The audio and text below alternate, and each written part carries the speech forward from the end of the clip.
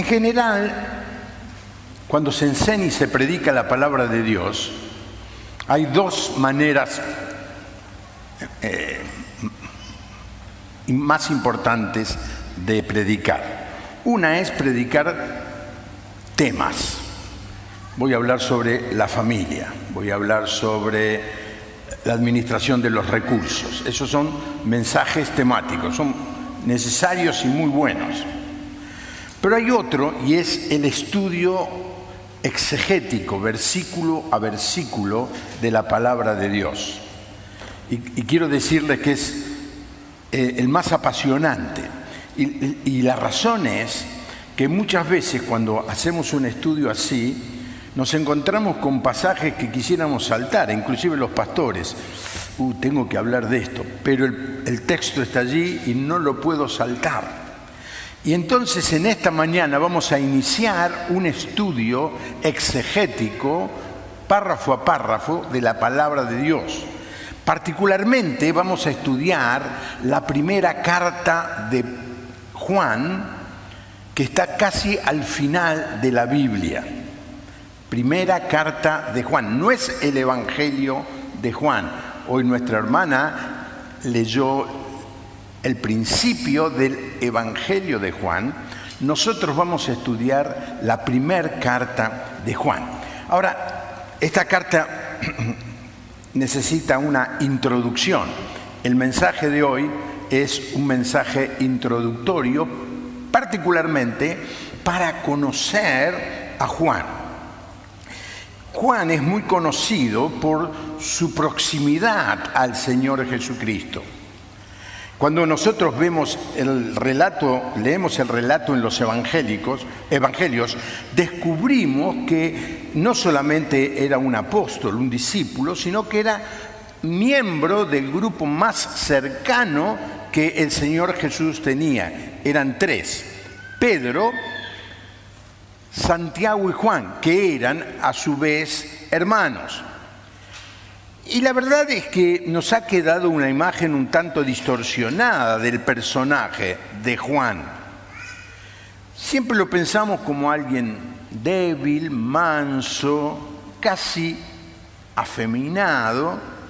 Y esto viene de mirar las pinturas del medioevo, que lo pintaban a Juan medio pálido, allí inclinado sobre los hombros del Señor Jesús. Pero esta imagen está muy lejos de ser la realidad. Juan era una persona extrovertida, emocional y demandante. Lo contrario a lo que pensamos de él. Sería un hombre para este tiempo, porque sus escritos son atrevidos, directos, dogmáticos. No hay en el Nuevo Testamento otro escritor tan dogmático, tan autoritativo, tan absoluto, tan blanco o negro como el apóstol Juan. En sus escritos no hay grises. Sus enseñanzas son excluyentes, muy necesarias para este tiempo. Este es el tiempo de hay que ser tolerantes, hay que aceptar a todos. Y hermanos, quiero decirle que esto es así. Debemos aceptar a todos, pero no aceptar el pecado que muchas veces en las que las personas viven. Hay mucha confusión doctrinal. Parece que está mal ser dogmático. Así que es un muy buen tiempo para estudiar y escuchar a Juan, que él es muy exclusivo, es absoluto. Es un apóstol con autoridad. Es alguien que confronta especialmente a los creyentes superficiales, a esas personas con poca convicción, y les dice con toda contundencia qué es la verdad y qué no es la verdad. Así que cuando leemos el Evangelio o las tres cartas o luego el Apocalipsis, nos encontramos con alguien que no es ambiguo ni impreciso. Está comprometido a enseñarle la verdad a sus lectores. Ahora, algunas cosas interesantes. Juan nunca se identifica como el autor de las cartas, porque yo le digo la primera carta de Juan porque hay una segunda y una tercera. Sabemos que él las escribió porque hay seguros testimonios en la iglesia primitiva de que él fue el autor. Hubo creyentes que conocieron al apóstol Juan, que le dijeron a otros que él había escrito estas 3 cartas, y así de una generación a otra fue pasando esta información. Juan, un discípulo, un apóstol, el hermano de Santiago, una figura preponderante en el grupo de los apóstoles. Una cosa que podemos decir también, que Juan vivió más que todos los demás apóstoles. Vivió hasta el final del primer siglo. Probablemente murió en el año 98. Así que el final de su vida se superpone a la generación que siguió a la generación de los apóstoles. La mayoría murió en la década del 60, en la década del 70. No se sabe mucho. Pablo murió en el 65, 66, y él murió en el 98, o sea, 30 años después. Ahora, el hecho que él no se menciona a sí mismo afirma la autoría, porque él sabía que él era muy conocido como el último de los apóstoles, muy respetado, así que no necesita decir yo Juan. Inclusive en el Evangelio no usa su nombre, él nunca dice yo soy Juan el que está escribiendo esto. Utiliza frases descriptivas. Por ejemplo, en un momento dice el apóstol a quien Jesús amaba. En otro momento dice quien se inclinó cerca de Jesús en la última cena. Hace esto varias veces para señalar que él está presente en el evento que está narrando. Así que humildemente no se menciona, pero quiere resaltar, sí, pero miren, no me menciono, no hago publicidad, pero yo estuve al lado del Señor Jesús. Ahora, finalmente llegó a ser humilde. En la época del Señor Jesús, en los 3 años que estuvo al lado del Señor Jesús, no era tan humilde. El Señor Jesús lo llamó hijo del trueno. No manifestaba nada de humildad, él era ambicioso. Así que se autopromociona. Junto con su hermano, y esto no voy a hacer ningún tipo de interpretación, le piden a su mamá, anda a arreglar con el Señor Jesús. ¿Qué voy a arreglar? Le dice la madre. Queremos estar sentados uno a la derecha y otro a la izquierda del Señor Jesús cuando venga en su reino. Mucha humildad no se evidencia. Ahora, que le hayan pedido a la madre que haga este negocio ya corre a cargo de los psicólogos, no es caso mío. Una vez el hermano expresó el deseo de que cayera fuego del cielo sobre unos samaritanos. Y Juan estuvo de acuerdo. Sí, ellos no son como nosotros, que le caiga fuego del cielo. Y le puedo relatar otros incidentes en donde él manifiesta esa actitud. Pero ahora lo vemos a un hombre totalmente transformado al final de su vida. Al punto que Juan es llamado el apóstol del amor. Porque la teología del amor aparece en todos sus escritos. Por ejemplo, en el Evangelio, Juan describe a Dios como un Dios de amor, y Dios ama a su Hijo, y ama a los seguidores de su Hijo, y que Dios ama al mundo, Juan 3:16. Juan escribe que el Señor Jesús ama a Dios, ama a sus discípulos y los ama de manera personal y particular. Más del amor, en el Evangelio el Señor Jesús nos enseña, dice Juan, que nos debemos amar los unos a los otros. Y dice algo, el amor es el cumplimiento de toda la ley. Ahora, nunca dejó que el amor se convirtiera en tolerancia disfrazada de amor. Hay que tener amor y a la vez no ser tolerante con el pecado. Juan hasta el final de sus días nunca toleró ni el engaño ni la mentira. Juan estuvo comprometido con la verdad. Nunca toleró ninguna clase de pecado.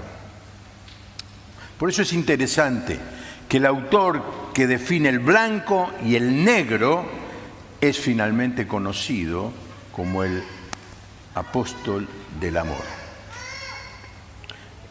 La fecha con que fue escrita, un poco de historia. Se supone que el Evangelio y las cartas fueron escritas al mismo tiempo.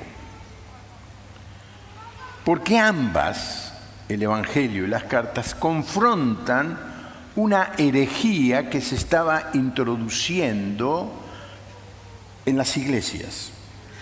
Si bien esta herejía se desarrolló décadas después, la semilla de esta herejía ya había entrado en las iglesias que Juan pastoreaba.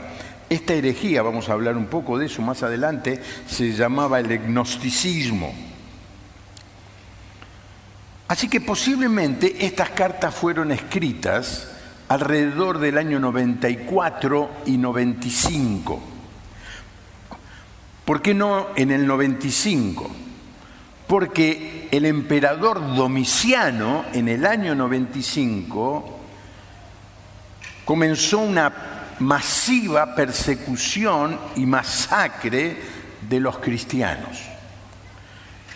La dinastía de Flavio era Vespasiano, el padre, 10 años de emperador romano. Luego vino Tito, el que conquistó Israel y destruyó Jerusalén, 2 años, murió en una peste, en un coronavirus de aquella época. Y después vino Domiciano, que era hermano de Tito. Domiciano es de todos el que se creyó de verdad que él era Dios. Ustedes saben que cuando entraba a una ciudad enviaba 24 personas adelante de él en vestidos blancos que decían: Él es digno de recibir todo el poder, el honor y la gloria. ¿Les suena conocido eso? Este Domiciano persiguió a los cristianos y mató miles de ellos, y Juan era tan anciano que hubiera sido un papelón matarlo a Juan, y lo exiló en la isla de Patmos. Hoy es una isla griega, pero que está enfrente de Asia Menor, lo que hoy es Turquía. En esa época, entre el 90 y el 95, Juan estaba pastoreando la iglesia de Éfeso. Y muy posiblemente su influencia abarcaba las iglesias conocidas, por lo menos las 7 iglesias que se mencionan en el capítulo 2 y 3 de Apocalipsis, que si ustedes se acuerdan las estudiamos a fin del 2019, hace como 20 años atrás. Juan tenía la responsabilidad de pastorear esas iglesias, a pesar de que era un hombre mayor de edad. Y fue llevado al exilio en Patmos, y allí recibió la revelación del Apocalipsis. Y el Apocalipsis fue la revelación para animar a un apóstol desanimado, muy desanimado. Juan estaba muy desanimado allí en Patmos. Era para animarle y mostrarle a Juan algo: la circunstancia difícil que estamos viviendo hoy no tiene ni comparación con la gloriosa esperanza y el futuro glorioso que tenemos por delante los cristianos. Ahora, Juan tenía razones para estar descorazonado. Por supuesto, está siendo perseguido. Lo sacaron de circulación, está exilado en una isla, pero lo más desalentador era ver que muchos líderes de las iglesias se estaban apartando de la verdad.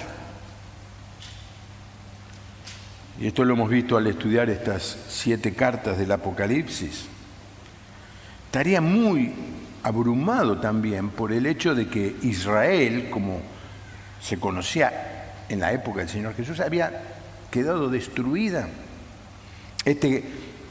Tito, el general Tito, que después fue emperador, había destruido no solamente Jerusalén, no dejó piedra sobre piedra. La historia dice que destruyó, asoló, arrasó 985 ciudades y pueblos. No quedó nada. Y todos los judíos fueron exilados, enviados al mundo por 2000 años, hasta 1948 que volvieron a Israel. Hace 70 años, 72 años. Y esto lo tenía mal. Pero veía el liderazgo de las iglesias y veía la confusión, el no sostener la verdad. Entonces, Dios le inspira para que escriba estas cartas. Saben que no hay ningún sermón registrado de Juan. Hay de Pedro, hay de Pablo, hay de Esteban, pero no hay ningún sermón registrado de Juan. Debe haber predicado miles. Pero al final de sus días, él es inspirado a escribir el Evangelio y las cartas. Cuando estaba en la ciudad de Éfeso, una ciudad muy importante en esa época, la capital de esa provincia romana, estaba en una iglesia que había fundado el apóstol Pablo. Y Pablo, al final de su tercer viaje, pasa cerca y en vez de ir a Éfeso, sabía que lo iban a meter preso, iba a tener problemas con las autoridades, llama a los ancianos de la iglesia de Éfeso, vengan a Mileto, un pueblo costero al sur de Éfeso. Y les da un gran mensaje, el mensaje que está registrado en Hechos capítulo 20. Y allí hay una profecía de Pablo. El libro de los Hechos no es un libro que lo conozcamos como un libro de profecías, pero en este caso Pablo da una profecía sobre la iglesia de Éfeso. Versículo 28 dice: yo les ruego que piensen en ustedes mismos y que velen por el rebaño sobre el cual el Espíritu Santo los ha puesto como obispos, pastores, para que cuiden de la iglesia del Señor que Él ganó por su propia sangre. Y acá viene la profecía. Yo sé bien que después de mi partida vendrán lobos rapaces que no perdonarán al rebaño. Aún entre ustedes mismos algunos se levantarán y con sus mentiras arrastrarán tras de sí a los discípulos. Década del 60, Pablo hace esta profecía.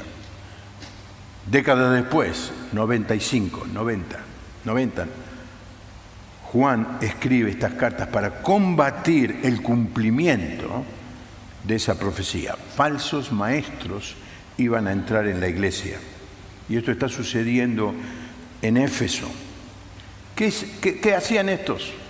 Primero atacaban el primer amor, y esto se lee muy bien en Apocalipsis capítulo 2, la carta del Señor a la iglesia de Éfeso. Comenzaron a sembrar las semillas de lo que luego fue conocido como el gnosticismo. Luego comenzaron a cuestionar fundamentos de la fe cristiana, la relación entre la divinidad y la humanidad del Señor Jesús. Y por último, cuestionaron el estilo de vida de un cristiano.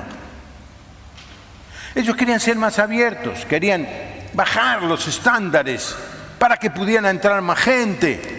No seamos tan exclusivos, no seamos tan rígidos. Juan vio el cumplimiento de la profecía de Pablo y escribe estas cartas primero a la iglesia de Éfeso, luego a las iglesias que rodeaban a la iglesia de Éfeso, que estaban bajo su pastorado, y luego estas cartas comenzaron a circular por todas las iglesias del mundo conocido. Ahora, esta es la introducción, pero quiero decirles tres cosas que Juan enseña en esta carta. Número uno, miren lo que dice Juan 1, 1 Juan 1:4. Les escribimos estas cosas para que el gozo de ustedes sea completo. Así que el propósito de escribir esta carta quiere que los cristianos en Éfeso, en Esmirna, Filadelfia, Pérgamo, Esmirna, todas esas iglesias, sean cristianos llenos de gozo. Cuando dice gozo completo, un gozo exuberante. ¿Y están ellos en medio de crisis? ¿Están siendo perseguidos? Y les escribe: yo sé que lo que está pasando, ya Pablo lo había profetizado, que estamos viviendo un tiempo peligroso, quizá como el que estamos viviendo nosotros hoy. Pero mi propósito al escribir esta carta es para que ustedes se llenen de gozo. No voy a hacer la pregunta tan tonta de preguntarle, ¿quién de ustedes quiere ser feliz? Se supone que todo el mundo aspira a ser feliz. Y aquí Juan dice, escribo esto para que ustedes sean felices de verdad. Gozo, es mucho más que felicidad. La felicidad depende de las circunstancias. El gozo es algo interno que no depende de las circunstancias. Uno puede ver un creyente que no tiene para comer, que ni siquiera tiene dónde vivir y está lleno de gozo. Y se puede encontrar con un creyente que tiene casa, auto, una casa en la costa y ser un amargado. El gozo no depende de las circunstancias, depende de lo que recibimos a partir de tener al Espíritu de Dios en nuestra vida. Ahora, ¿de dónde aprendió esto del gozo Juan? Lo aprendió del mismo Señor. En Juan 15:11 dice, el Señor, estas cosas les he hablado para que mi gozo esté en ustedes y su gozo sea completo. Es que el Señor también vino a la tierra y uno de los propósitos al salvarnos era para que vivamos vidas llenas de gozo. Por eso creo que lo decía el domingo pasado, no hay cosa, no, el domingo pasado, que fue el último del año, ¿no? Día de gratitud. No hay peor mensaje que podamos dar de ser cristianos sin gozo, de ser cristianos amargados, de ser cristianos con cara larga, de ser cristianos sin entusiasmo. No hay peor mensaje. La gente nos mira y dice, yo como este tipo no quiero ser.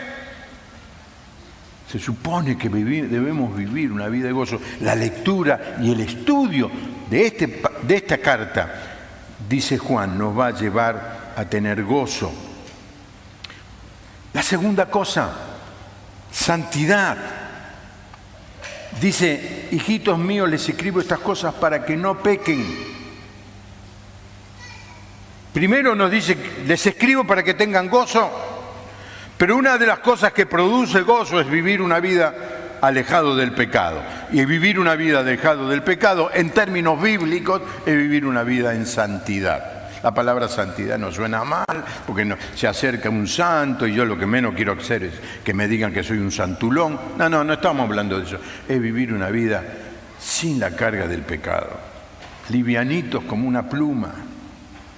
¿No les pasa a ustedes? Por lo menos me pasa a mí. Cuando yo he cometido un pecado, me siento como que alguien me está apretando. Tengo una mochila sobre mis hombros.